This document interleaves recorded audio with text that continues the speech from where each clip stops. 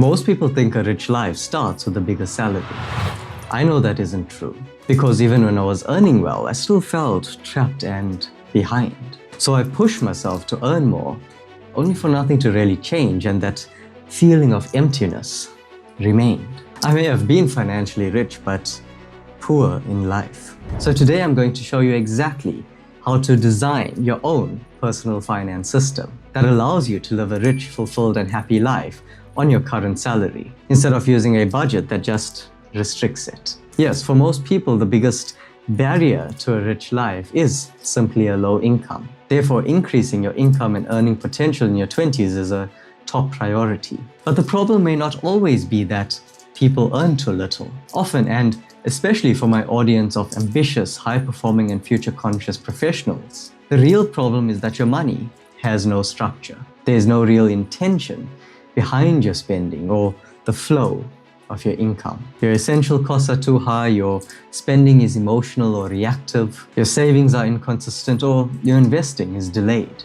And the result is, even on a decent income, you can still feel strangely fragile. That is why I want to introduce you to a personal finance system I developed that changed my relationship with money. One that enables me to live a rich, fulfilled, and happy life today while securing my future. I call it a Purposeful Spending Plan, or PSP. This is not just another restrictive budget. It's a plan that helps you spend purposefully on the things you love and relentlessly strip away what you don't. Hey everyone, welcome back to the channel. I'm Lakan, and if you're new here, I help ambitious, future-conscious people make better decisions and achieve holistic success in a rapidly changing world. So if you want to enjoy your life today without sacrificing your future, this video is for you. The first category under the Purposeful Spending Plan is essentials. The target here is around 50% of your net income. And this is the most important category to get right, because if you let it get out of control, everything gets a lot harder. Your essentials are the costs that keep your life running: accommodation, transport, groceries, utilities, insurance, Wi-Fi, your phone, gym, and other basic subscription services. But here's the deeper question. Are your essentials supporting your rich life, or are they just suffocating it? Because one of the biggest financial mistakes ambitious people make is turning essential costs into a status symbol. Your salary goes up, so you get an upmarket apartment or a luxury car.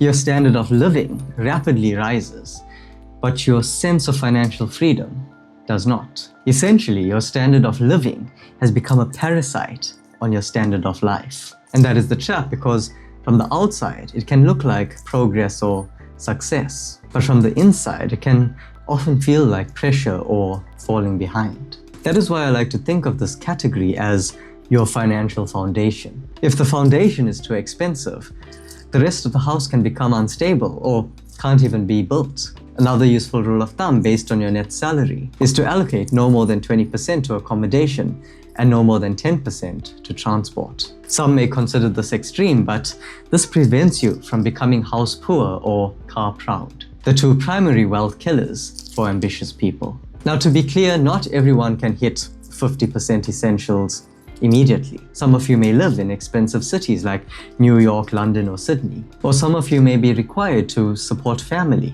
and others may still be recovering from poor financial decisions in the past. So even if you cannot yet hit the less than 50% target, the principle still matters. Living below your means is not about suffocation. It's about creating breathing room for the things you actually love. The second spend category under the Purposeful Spending Plan is lifestyle. And the target here is around 10% of your net income. Now, this part matters more than what most people think, because one of the big reasons why very frugal financial plans fail is that they are too joyless to survive real life. If your plan or budget only tells you what you can't do, it risks becoming a cage, one that you will eventually want to break, even recklessly. That is why lifestyle is not a mistake or a wasted opportunity cost in the plan. It is an important part of it. It allows you to spend guilt-free on the things that you actually enjoy and want to experience, like fancy dinners, drinks with friends,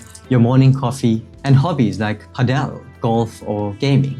Again, the key here is to spend purposefully on the things you love. and relentlessly strip away what you don't. That is the massive difference. Spending randomly based on emotion gives you short bursts of pleasure, but is often followed by guilt. Intentional lifestyle spending gives you enjoyment with clarity. You know what that money is for and how it supports you. You know how much is available, and you can spend it without feeling like you are sabotaging your future. That shift improves both your finances and psychology. Instead of asking, where did my money go? You start asking, what do I actually want my money to make possible? For my audience of professionals earning well, 10% is enough to make life feel fulfilled without being irresponsibly wasteful. This is the ultimate antidote to frugality burnout. Having money shouldn't feel like a punishment. The third category under the Purposeful Spending Plan is savings. And the target here is around 15% of your net income. And this is where I want to slow down for a second, because many people mistake savings for investing. They are not the same thing. Savings protects your present. Investments build your future. That one distinction should change the way you handle money. Your savings are there to absorb shocks and prepare for known expenses. They provide stability and peace of mind so that an unexpected emergency doesn't become a financial crisis where you panic or are even forced to tap into your investments or go into debt. So I think of savings as an armor, because no matter how good your investment strategy is, if you don't have any liquid reserves, your long-term plan is constantly vulnerable to short-term life. Inside this category, I will usually include three things: a 6 to 12 month emergency fund, maintenance or irregular costs, and planned life expenses like holidays, weddings, deposits, or other short to medium term goals. The smartest way to build this, in my view, is in phases. Phase 1 is to build your emergency fund hard and fast until you have around 6 to 12 months of essential expenses. That gives you a base, that gives you resilience, and it changes the way you move through the world. Then phase 2 is about structure. Once your emergency fund exists, you can split this category more intentionally between maintaining your buffer and funding future known expenses like a holiday. And that is what savings really buy you: certainty. You are no longer blindsided by expenses that were predictable. You are no longer destroying your long-term progress because life happened. And you are no longer forced to say, I'll figure it out when something breaks, shifts, or changes. That peace matters more than what people realize. Because when your savings are strong, money stops feeling like chaos management and starts feeling like stability. The fourth and final category in the Purposeful Spending Plan is investments. And the target here is around 25% of your net income. This is the category that builds financial freedom. And that matters because money is not just for consumption. It can also buy you options, leverage, and freedom to pursue work that feels purposeful and aligned. You stop thinking about the value you can extract from a job and start thinking about what value you can create through a career or business. Now, I also like to split this category into two forms of investment. The first is financial capital, which is around 20% of your net income. This includes things like tax-free savings accounts, index or target date funds, real estate, or any other financial vehicles that compound over time. Just a reminder, I consider retirement annuities and provident fund contributions separately under pre-tax spend. But the second is human capital, around 5% of your net income. And this is where many people still think too small. Because yes, investing in the markets matter, but investing in yourself matters too. In many cases, it matters even more, especially in the early stages of your career. If a qualification or certificate helps boost your income or move you into higher paying roles, and if coaching helps strengthen your judgment, communication, or leadership, that is not just spending. It is an investment in your earning potential. And that can compound for decades. But when was the last time you invested seriously in yourself to become more valuable, not just more comfortable? Because this is where people often get stuck. They want financial freedom, but don't invest in the person producing the income. Or should I say, the goose laying the golden eggs. We can spend freely on convenience, but hesitate when it comes to capability. So again, a part of the investment category should be in financial capital, and a smaller part should go towards human capital. That is how you also stop depending only on effort and start building leverage. Oh, and before I forget, there's actually a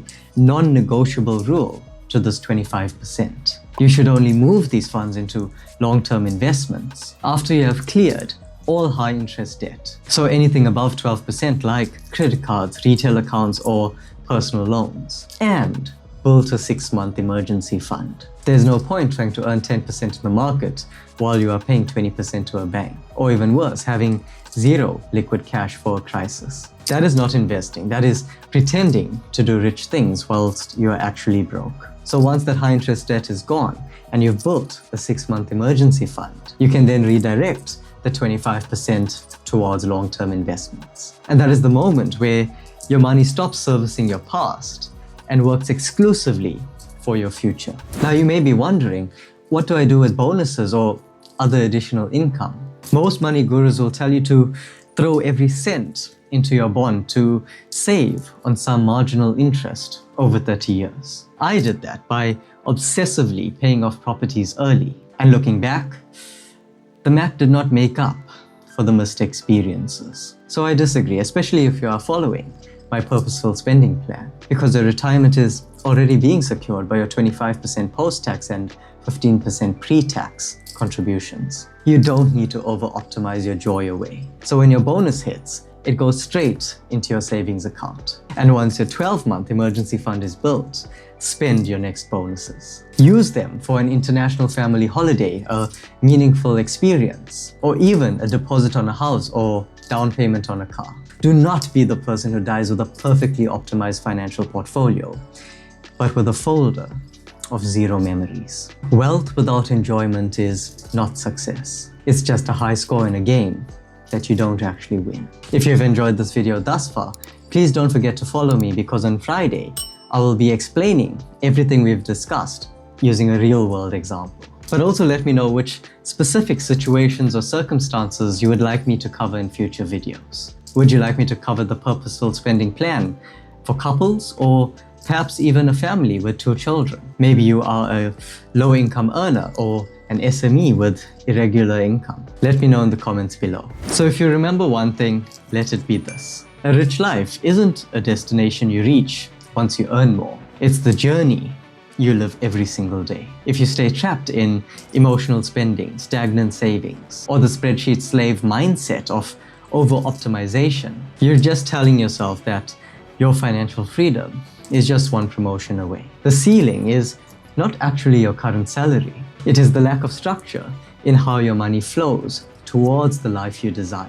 You don't always need a bigger paycheck to start living purposefully. You need a purposeful spending plan that secures your future so you can finally afford to enjoy your present. Please don't forget to like, subscribe, and turn your bell notifications on so that you don't miss any future uploads. And follow me on my other platforms, because this month we are exploring building wealth and career success. I'm Lakan, and this was my purposeful spending plan. I'll see you in the next video.